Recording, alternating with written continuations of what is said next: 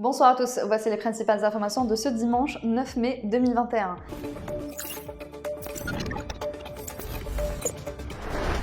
La suppression de la commercialisation de l'essence super avec plan au niveau des stations-service interviendra au plus tard en début octobre prochain, a affirmé le président du comité de direction de l'autorité de régulation des hydrocarbures, Rachid Nadil.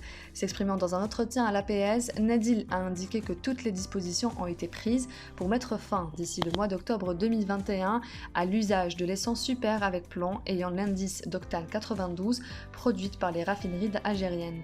Nuisible à la santé et à l'environnement, ce carburant n'est plus produit ou utilisé dans le monde, à l'exception de l'Irak et du Yémen, a-t-il encore souligné.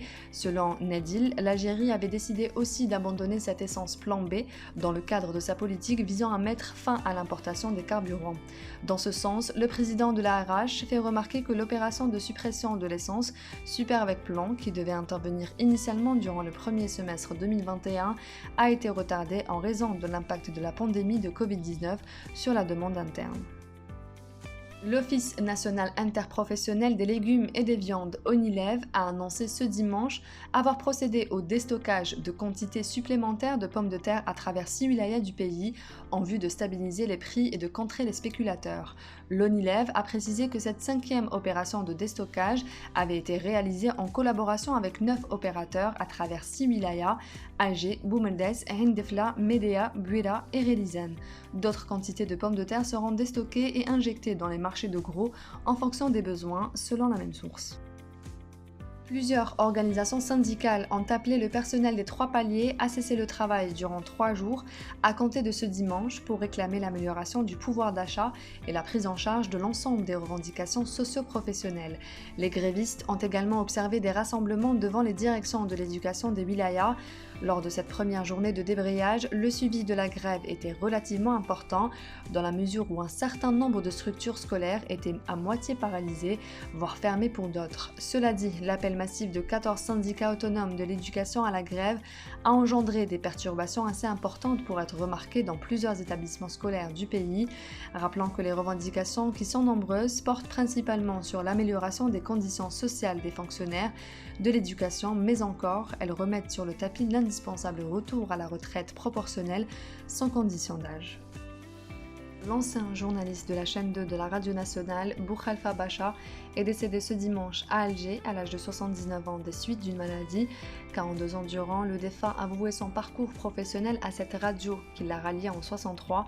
Journaliste à intonation singulière, il s'était imposé comme présentateur des différentes éditions de la journée avant de se voir confier l'animation d'une émission culturelle entre 75 et 77.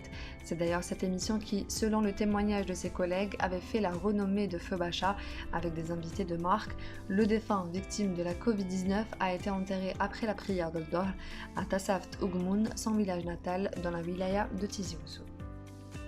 L'USMA a dominé le Mouloudia 2-0 dans l'affiche des 8e de finale de la Coupe de la Ligue, disputée hier soir au stade d'Aoumar Hamadi, alors que le Wydad Tlemcen et le Shabab Magra ont créé la surprise de ce tour en s'imposant respectivement devant l'ES Sétif 2-1 et le CR Belouizdad 4-2 au tir au but.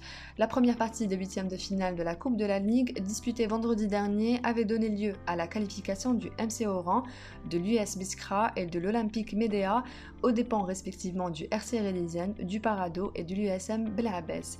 Pour rappel, la Coupe de la Ligue, réservée exceptionnellement au club de la Ligue 1 professionnelle, a été relancée cette saison en remplacement de la Coupe d'Algérie, annulée en raison de la programmation chargée due au Covid-19. On sait désormais quand et où les restes de la fusée chinoise ont atterri. En effet, un important segment s'est désintégré au-dessus de l'océan Indien ce dimanche, a annoncé l'agence spatiale chinoise, après de vives spéculations sur l'endroit où cet objet de 18 tonnes pourrait tomber. Selon le suivi et l'analyse, à 10h24, le premier étage de la fusée porteuse Long March 5B est entré dans l'atmosphère, a déclaré le bureau chinois d'ingénierie spatiale habité dans un communiqué, fournissant les coordonnées d'un point se situant dans l'océan Indien, près des Maldives. Il a précisé que la majeure partie de ce segment s'est désintégrée et a été détruite en entrant dans l'atmosphère. C'est la fin de ce journal, merci d'avoir suivi. On se retrouve demain à la même heure sur notre page Facebook.